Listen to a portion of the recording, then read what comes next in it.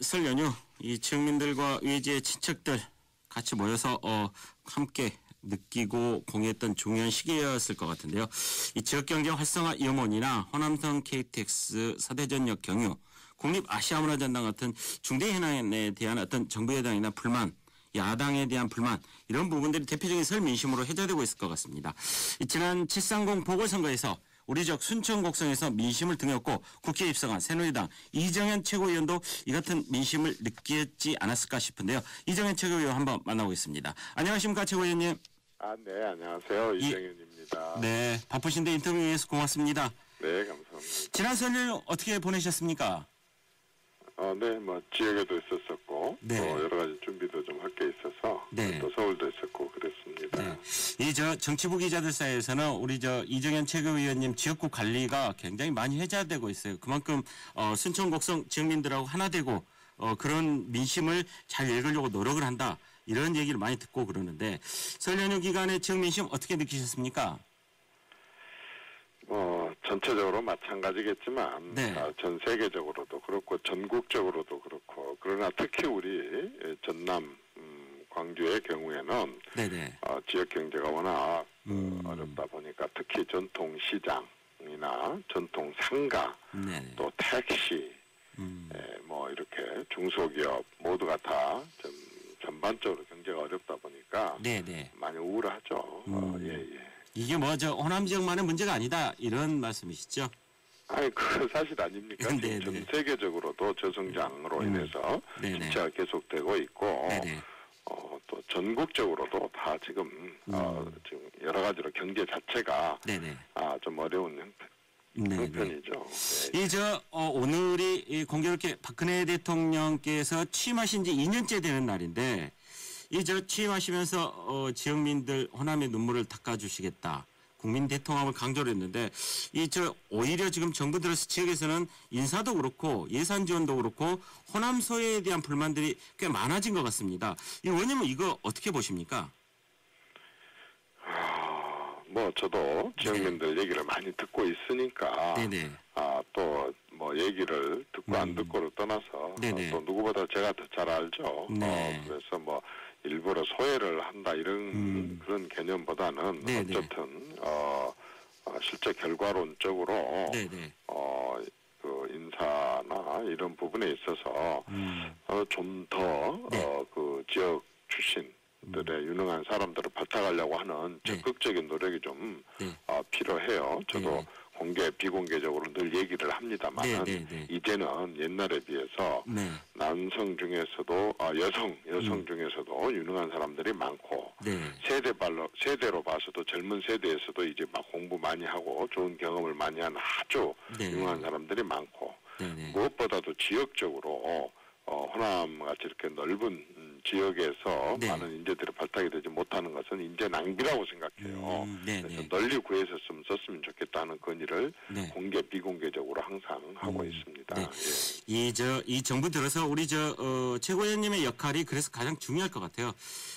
관련된 내용인데 이런 부분도 혹시 이런 그 지역민들의 정부에 대한 감정 부분과 연관이 돼 있지 않을까 싶어요. 다행히도 어제 여야가 전격적인 합의를 하면서 이 문화도시 특별법안 오늘과 내일 사이에 그 처리가 될 걸로 알려졌는데 이게 진행되는 과정에서 장기간 표류되면서 지역에서는 이게 새누리당 안에서 광주법이다. 정부에서는 운영 주체나 재정 지원을 두고 계속 반대를 한다는 소식이 들려지니까 지역민들 입장에서는 감정적으로 굉장히 서운하고 또 이런 부분이 있었던 것 같은데 이런 부분 의원님 듣지 않으셨습니까? 지역민들 입장에서 당연히 네. 지금 말씀하신 그런 서운한 그런 생각들이 들 수가 있을 겁니다. 네네네. 그런데 이제 또 그 내용을 좀 설명을 하자면 네네.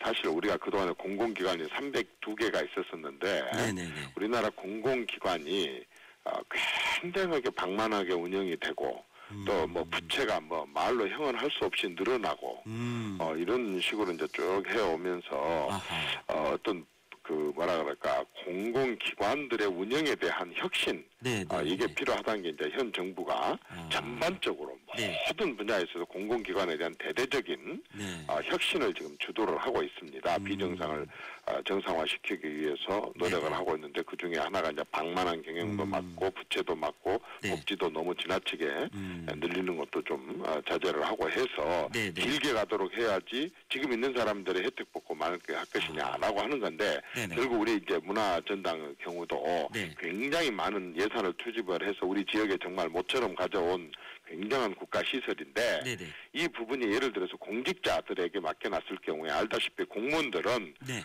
수시로 인사 이동을 하게 되고 또 어떤 한 분야에 대해서 전문성이 뒤떨어질 수도 있고 네네. 또 경영도 사실 공무원 마인드로 해가지고는 처음 시작하는 이 예술의 전당이 우리 문화전당이 네. 위험에 처할 수도 있기 때문에 네네. 전문성 그리고 경영 능력 그리고 완전히 책임성을 갖고 운영을 할 수 있는 그런 방안을 찾자라고 해서 이제 그런 방향 법인화해서 운영하는 정부에서 기관으로 하면은 안정적인 것은 될 수는 있지만은 네네. 발전면에 있어서 뒤떨어질 수가 있으니 예산은 국가에서 계속 지원을 하되 네네. 경영은 전문적인 사람들에게 맡겨서 하는 게 맞지 않느냐라고 하는 의견이 제시를 돼서 그동안에 그 부분에 대한 네네.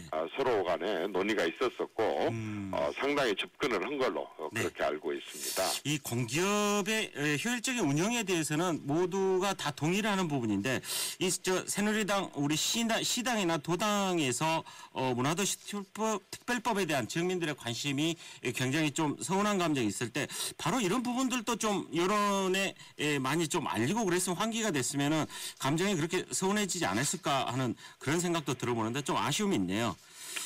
맞습니다. 그 어떤 정책들에 대해서는 네. 사실 국민들이 사실 내용을 잘못 알고 있으면은 그 정책은 잘못된 정책이고 국민이 모르고 있으면 그 정책은 없는 것이다. 이런 얘기들이 있는데 네네. 지금 지적하신 대로 좀 더 새누리당이 방금 제가 말씀드린 대로 네네. 예술이 우리 저렇게 많은 돈을 투자를 해놓고 그냥 잘못되기를 바라는 사람이 누가 있겠습니까? 그렇죠. 네. 그러나 일반 아까처럼 그런 공무원들이 운영을 한 것보다는 네네.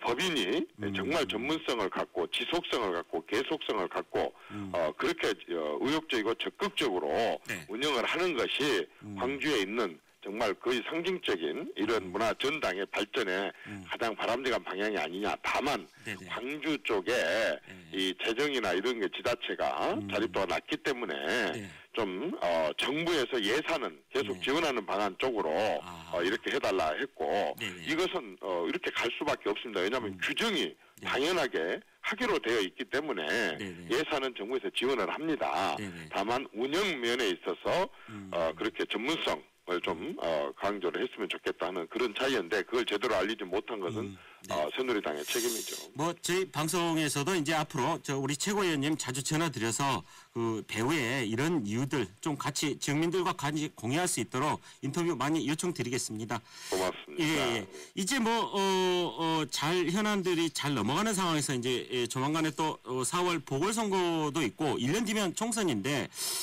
우리 새누리당 도 그렇고 새정치민주연합도 그렇고 특히 새누리당의 어떤 지역 내에서의 어떤 역할들 이런 부분에 대해서 지역민들 왜 평소에 좀 가만히 있느냐 이런 부분들도 있고 그러는데 자, 이 4월 보궐선거 승리를 위한 어떤 보관이나 나름대로 최고위원님께서 생각하시는 어떤 민심을 위한 계획들 있으신 거 한 말씀 부탁드리겠습니다.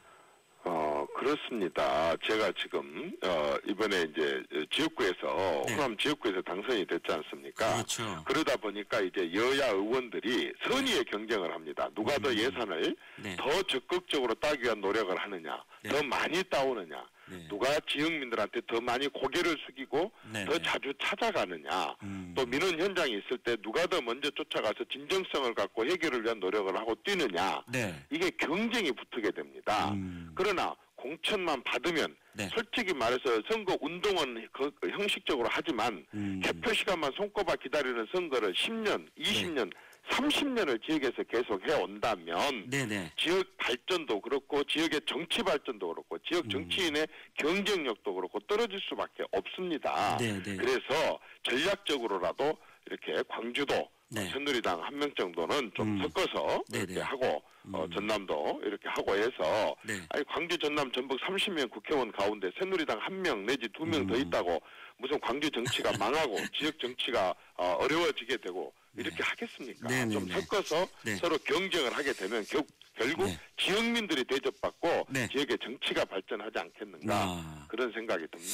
이 저 지난해 7월 30일 그 재보선 때 이 최고위원님께서 순천 곡성에서 예산 폭탄으로 이 획기적인 공약 내세우면서 굉장히 이 전국적인 이슈가 됐는데 서울에서 예산 폭탄 끌고 내려오시면서 광주에다도 좀 떨어뜨리고 그러시면은 아마 표가 많이 오르지 않을까 그런 생각도 해봅니다. 네. 자 오늘 말씀 고맙습니다. 바쁘신데 네, 인터뷰 감사합니다. 네.